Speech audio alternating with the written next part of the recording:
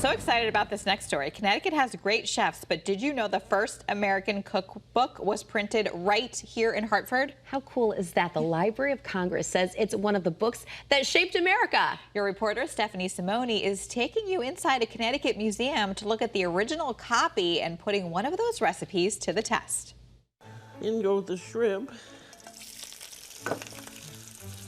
We have to have a little lemon in there. Before the greats like Julia Child. So as you can see, now it glazed the top yes, like yep. that's what we call enough mirror eggs. And of course, our local Connecticut culinary king, Jacques Pepin. Amelia Simmons paved the way. Having freshly washed hands is actually preferable now when dealing with paper. She wrote the first American cookbook, American Cookery. There were cookbooks being printed, but they were British recipes. Printed in 1796 when the country was just 20 years old.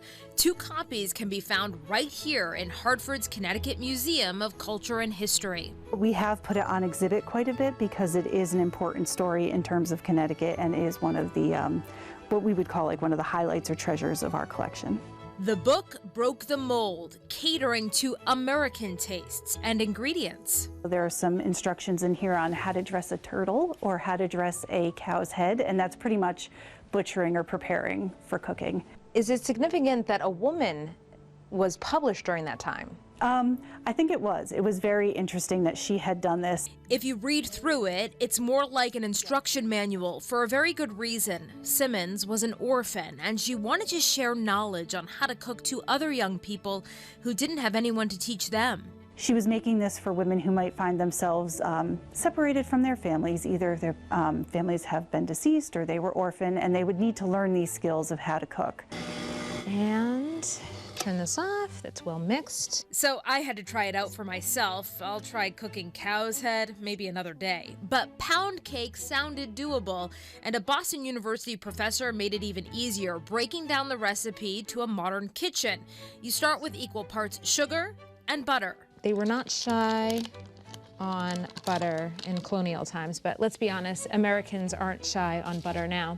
Then eggs. Instead of 1 gill of rose water, I used 2 tablespoons of vanilla extract. Easier to find. Then she writes spices to your taste. I went with allspice, since it's a classic Thanksgiving flavor. And she doesn't say how much, so I'm just throwing in some allspice there. Here we go, turn on the mixer.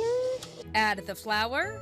And voila, we have our batter. I'm gonna put it into this cake pan that I bought at my local grocery store because I figured why not just get disposable? It'll make it easier for everybody. Keep in mind, they would have baked it over a fire. I set our oven to 350 and checked it routinely. Gorgeous, gorgeous. There you have it, a pound cake. Channel 3 director Ethan is a fan.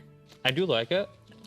I like the texture. It's very soft and moist. From an early American to one living in 2025, the first cookbook printed by an American for Americans still holds up. She talks about how important it is to have this because it's after the revolution, things are changing, and she's talking about the older generations want to do their tried and true ways, and sometimes you need to learn how to do some things some new ways, which is what she's proposing in this cookbook.